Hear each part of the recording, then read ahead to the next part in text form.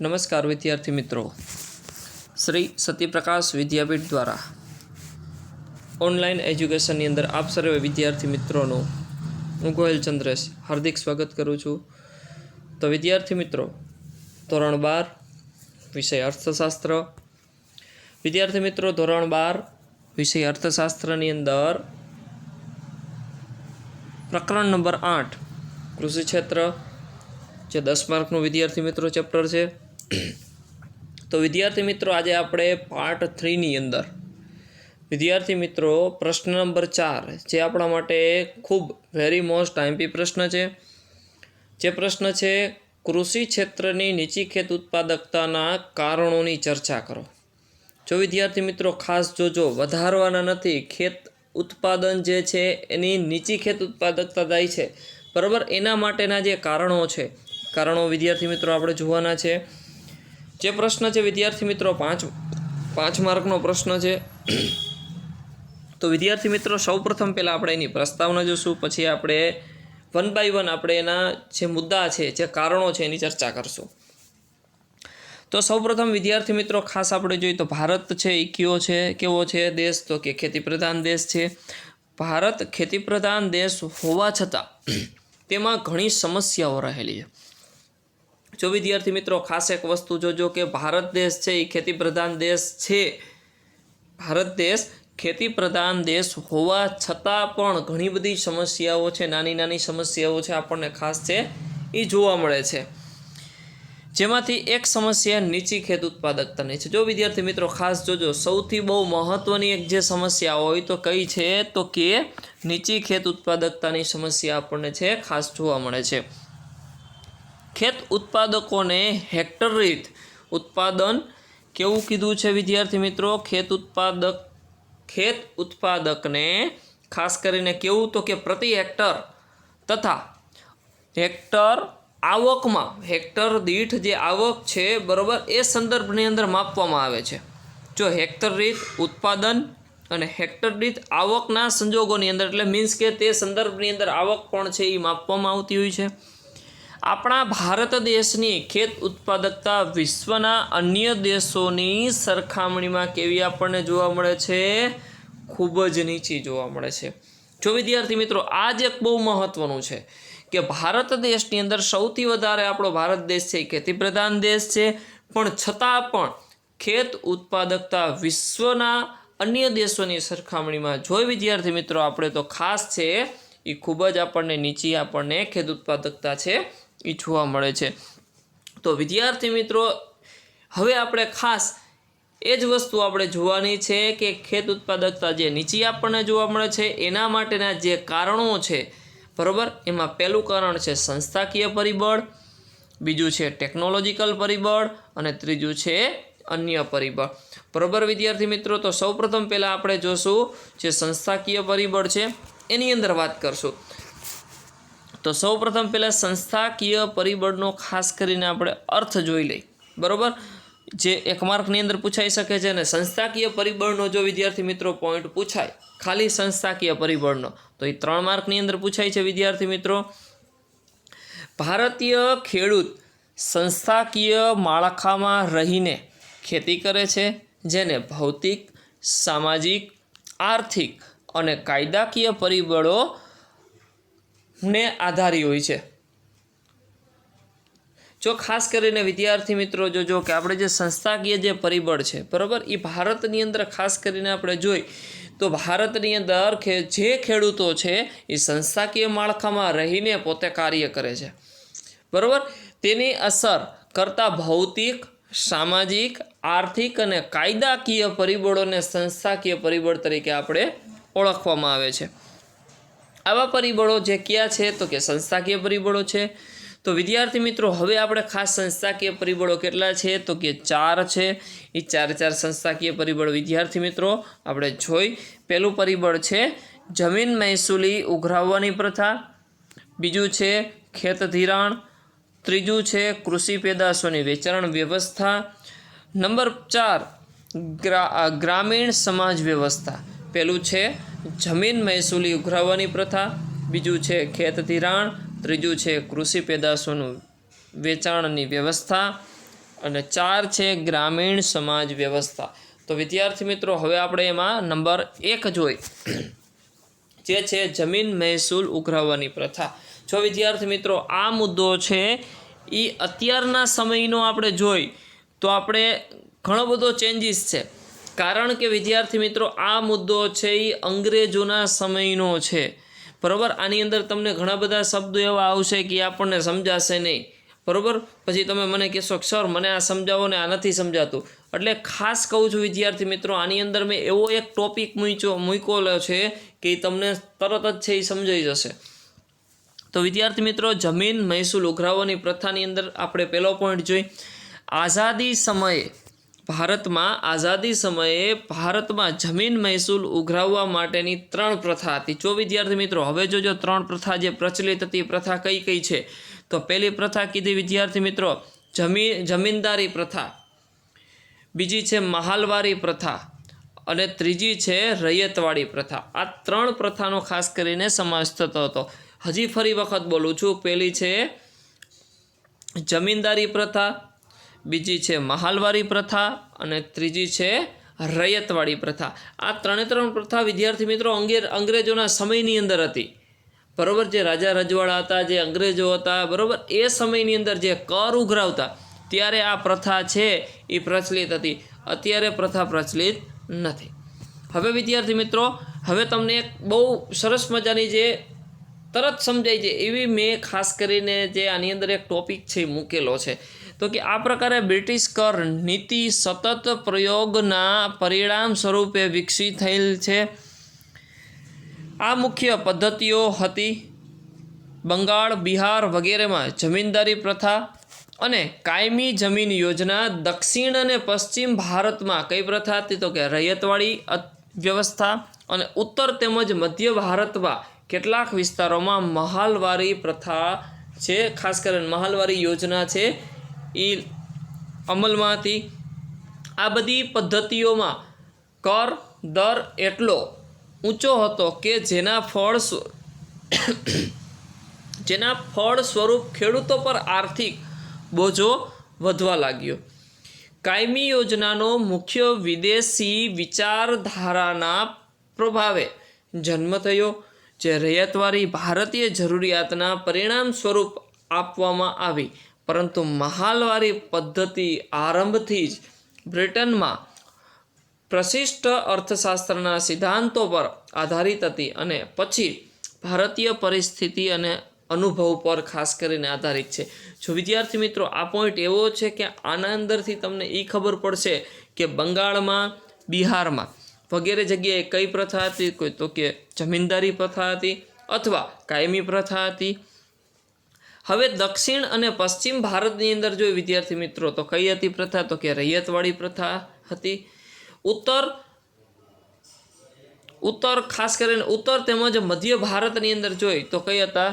મહાલવારી પ્રથા. વિદ્યાર્થી મિત્રો ખાસ આ જ એક વસ્તુ આ પોઈન્ટની અંદર સમજવાની જરૂર છે, બરોબર. જોઈએ આપણે ત્યાર પછીનો પોઈન્ટ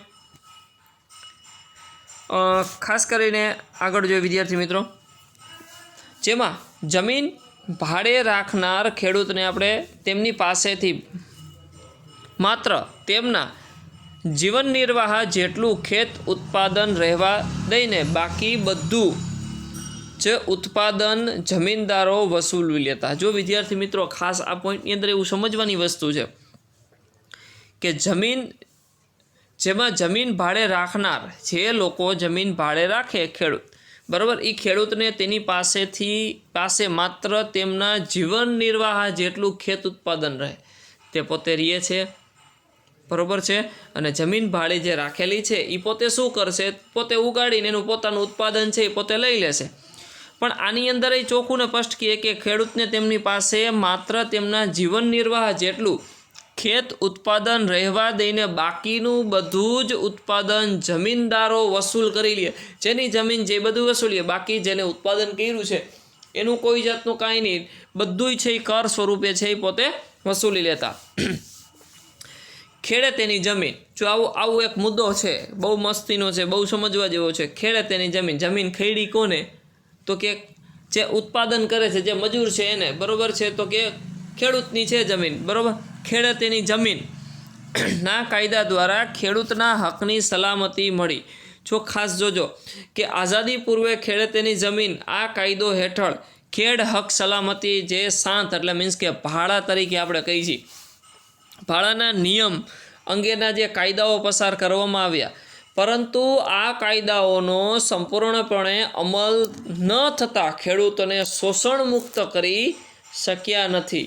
જો ખાસ કરીને આ કાયદાનો કોઈ અમલ કર્યો નહીં, અમલ ન થયો, એના કારણે ખાસ કરીને એને શોષણ મુક્ત કર્યા નહીં. પરિણામે થયું શું? પરિણામે ખાસ કરીને સરવાળે કૃષિ ક્ષેત્રમાં નીચી ખેત ઉત્પાદકતા વિકટ એટલે ખૂબ જ સૌથી વધારે આપણને છે એ જોવા મળી. એના કારણે ખાસ કરીને વિદ્યાર્થી મિત્રો આપણે જમીન મહેસૂલી ઉઘરાવવાની પ્રથા છે આપણે સ્ટાર્ટ થયેલી છે. હવે વિદ્યાર્થી મિત્રો નંબર 2 ખેત ધિરાણ. પહેલો પોઈન્ટ છે, ભારતના મોટાભાગના ખેડૂતોને બિયારણ, ખાતર, જંતુનાશક દવાઓ વગેરેની ખરીદી માટે ખેત ધિરાણની આવશ્યકતા રહે છે. જો વિદ્યાર્થી મિત્રો ખાસ જો આપણને બધાને ખબર છે કે ખેત ધિરાણ માટે ખાસ કરીને આપણે જોઈ તો ખેત ધિરાણની વ્યવસ્થાની અંદર ભારતની અંદર મોટાભાગના ખેડૂતો છે બિયારણ, ખાતર, જંતુનાશક દવાઓ વગેરેની ખરીદી કરવા માટે ખાસ કરીને શેની આવશ્યકતા એને હોય છે? સૌથી વધારે તો કે ધિરાણની હોય છે. કારણ કે લોન ફરજિયાત, ધિરાણ મીન્સ કે લોન, બરાબર, ફરજિયાત લેવી પડે. કારણ કે એની પાસે દવાના જંતુનાશક દવાઓ છે, ખાતરો છે, બિયારણ, એને એટલા બધા પૈસા ન હોવાને કારણે ખાસ કરીને પોતે શું લે છે? ધિરાણ લે છે. ખેત ધિરાણ ખાનગી, વ્યક્તિગત નાણાં ધીરનારાઓ તેમજ સંસ્થાકીય ખેત ધિરાણના ખાનગી નાણાં ધીરનારાઓ દ્વારા પૂરું પાડવામાં. જો ખાસ કરીને કોણ પૈસા પૂરા પાડે છે? તો કે ખેત ધિરાણ જે ખાનગી વ્યક્તિઓ છે એ પૂરા પાડે છે, જે આપણે ખાસ કરીને વ્યાજ લઈએ છીએ, વાંય વ્યાજ લઈએ છીએ પણ ઓછું લઈએ છીએ.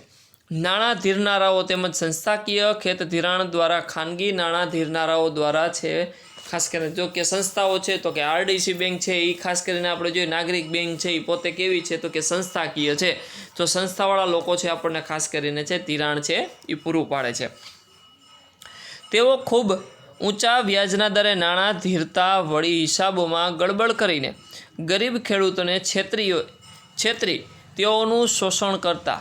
જો ખાસ કરીને કેવા લોકોને? તો કે તેઓ ખૂબ જ ઊંચા દરે, એક તો નાણું ખાસ કરીને ઊંચા દરે વ્યાજના દરે નાણાં ધીરતા હોય છે, હિસાબની અંદર ગડબડ થાય તો ખાસ કરીને જે ગરીબ ખેડૂતો છે એ છેતરાઈ જાય છે, તો ગરીબ ખેડૂતોને ખાસ કરીને નુકસાન પણ થાય છે. તો આવા શોષણ પણ થતા. આઝાદી બાદ સરકારે રાષ્ટ્રીય સ્તરે બેન્કોનું વિસ્તરણ કર્યું.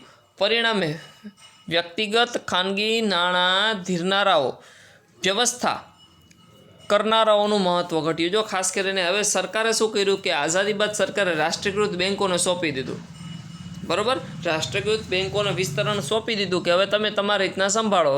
બેન્કોને સોંપી દીધું એટલે હવે જે લોકો છે પ્રાઇવેટ સેક્ટરના એને ઘણી બધી છે મુસીબત થઈ. તો એના કારણે ખાસ કરીને આપણે જોઈ તો પરિણામે વ્યક્તિગત ખાનગી નાણાં ધીરનારાઓની વ્યવસ્થા કરવાનું ખાસ કરીને મહત્ત્વ છે એ ઘટી ગયું. કારણ કે એ લોકોનું મહત્ત્વ ઘટી ગયું, કારણ કે બેન્કે જ બધું છે એ સંભાળી લીધું સરકારે. તો સરકાર દ્વારા 1975થી પ્રાદેશિક ગ્રામીણ બેન્કોની રચના કરી. જો ખાસ કરીને વિદ્યાર્થી મિત્રો જોજો કે 1975થી ખાસ છે ગ્રામીણ બેન્કોની ખાસ કરીને રચના કરવામાં આવી. 1982ની અંદર આપણે જોઈએ તો વિદ્યાર્થી મિત્રો 1982ની અંદર શેની રચના થઈ?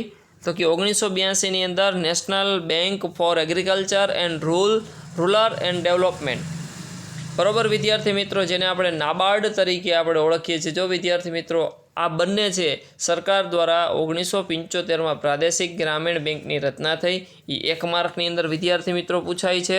અને એક આ પ્રશ્ન પણ છે 1 માર્કની અંદર પૂછાય છે કે નાબાર્ડનું ફૂલ ફોર્મ શું છે, બરાબર, અને નાબાર્ડની રચના ક્યારે થઈ? તો કે 1982ની અંદર, અને પ્રાદેશિક બેંકની રચના 1975ની અંદર. વિદ્યાર્થી મિત્રો ખાસ છે આટલું યાદ રાખજો.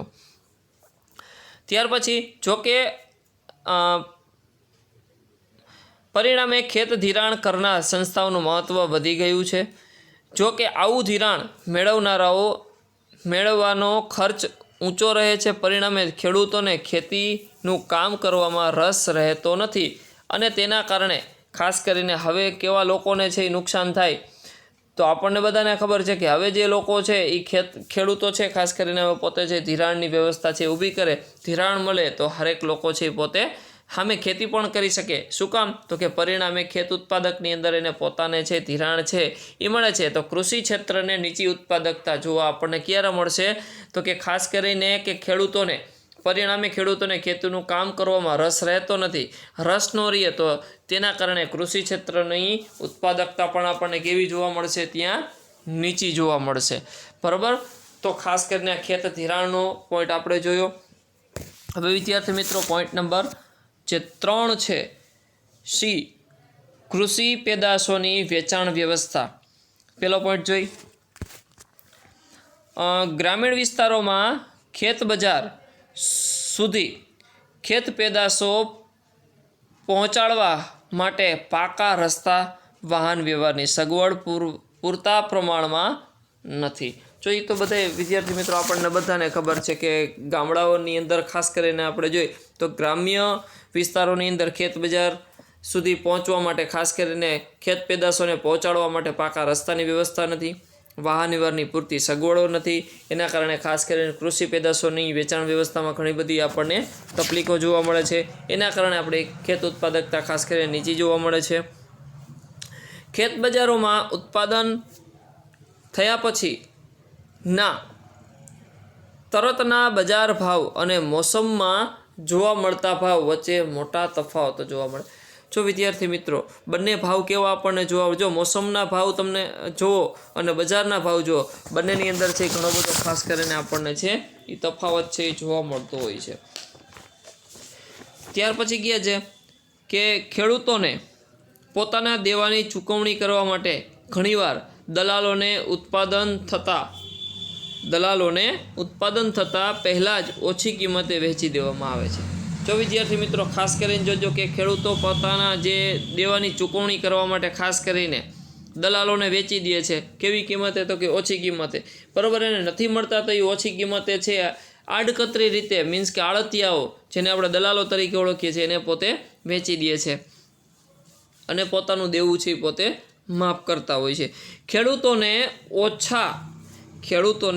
ઓછા માહિતગાર હોવાથી, ભાવની માહિતીની જાણકારી ધરાવતા ન હોવાથી, યોગ્ય વળતર ન મળવાથી નિરાશાવાદી બને છે. જો વિદ્યાર્થી મિત્રો ખાસ કરીને ખેડૂતો નિરાશ ક્યારે થાય? તો કે એને પૂરતા પ્રમાણની અંદર પહેલાં તો પોતે માહિતગાર નથી. બીજી વસ્તુ કીધી કે ભાવની માહિતી જાણકારી ધરાવતા ન હોવાથી, યોગ્ય વળતર ન મળવાથી પોતે કેવા થઈ જાય છે? ને વળતર પૂરતા પ્રમાણની અંદર ન મળે તો એ કેવો થઈ જાય છે? પોતે નિરાશ થઈ જાય છે. ત્યાર પછી વિદ્યાર્થી મિત્રો ડી, ગ્રામીણ સમાજ વ્યવસ્થા. ભારતના કૃષિ ક્ષેત્ર હજુ પણ જુદી પરંપરાગત ઉત્પાદન પદ્ધતિઓ ઉપયોગ જોવા મળે છે. જો વિદ્યાર્થી મિત્રો ખાસ કરીને આપણા ભારત દેશની અંદર આપણે જોઈએ તો આપણે હર વખતે આપણે કૃષિના ઉત્પાદનની અંદર આપણે ખેત ઉત્પાદન આપણને કેવી જોવા મળે છે? તો કે અલગ અલગ સિસ્ટમથી, અલગ અલગ વ્યવસ્થાની અંદર ખાસ કરીને આપણને જોવા મળતી હોય છે. તેઓ પોતાની સમસ્યાઓ ઉકેલવાને બદલે ભગવાન તરફથી મળેલ ભેટ કે ભગવાનની મરજી સમજીને સ્વીકારી લે છે. જો આપણે એવું સમજી છીએ કે આપણને જે આપણને ભગવાન દેશે એ આપણે સ્વીકારી લેશું, પણ ભગવાનની ભેટ તો આપણને બધાને ખબર જ છે કે છે, પણ આપણે શું એની અંદર મહેનત કરી એ ખાસ જોવાની છે. બરાબર? એના કારણે આપણને ઉત્પાદન છે એ પૂરતા પ્રમાણની અંદર છે એ મળશે. છેલ્લો પોઈન્ટ, તેઓ સંતોષી બને છે. જો વિદ્યાર્થી મિત્રો ઘણા ખેડૂતો છે આપણને ખબર જ છે કે હરેક લોકો છે કેવા બની જાય છે ઇકોનોમિકલ દ્રષ્ટિએ? તો કે જે પાક મળ્યો છે એમાં આપણને સંતોષ છે તો લોકો છે એ પોતે કેવા બની જાય? તો કે સંતોષી બની જાય છે. તેમજ ખેતીનો વિકાસ કરવા કે આવક વધારવાની મહત્વાકાંક્ષા ધરાવતા નથી. જો બસ એને સંતોષ થઈ જાય પછી એને ખેતીનો વિકાસ ન કરે, આવક વધુ કમાવવાની કંઈ મહત્વાકાંક્ષા ન રાખતા હોય અને એના કારણે છે કૃષિનું ઉત્પાદન આપણને કેવું જોવા મળે છે? નીચું જોવા મળે છે. તો વિદ્યાર્થી મિત્રો ખાસ કરીને આપણે 4 પોઈન્ટ જોયા જે આપણે સંસ્થાકીય પરિબળો પૂર્ણ કર્યા. હવે વિદ્યાર્થી મિત્રો નંબર 2 આપણે ટેકનોલોજીકલ પરિબળ જોઈ. તો વિદ્યાર્થી મિત્રો આજે આપણે ખાસ કરીને સંસ્થાકીય પરિબળની અંદર આપણે 4 ટોપિક જોઈ લીધા. હવે વિદ્યાર્થી મિત્રો ટેકનોલોજીકલ પરિબળ છે આવતા લેક્ચરની અંદર આપણે જોશું વિદ્યાર્થી મિત્રો. તો ખાસ કરીને વિદ્યાર્થી મિત્રો ફેરબુકની અંદર લખી લેજો. તો વિદ્યાર્થી મિત્રો જય હિન્દ, જય ભારત, જય શ્રી કૃષ્ણ.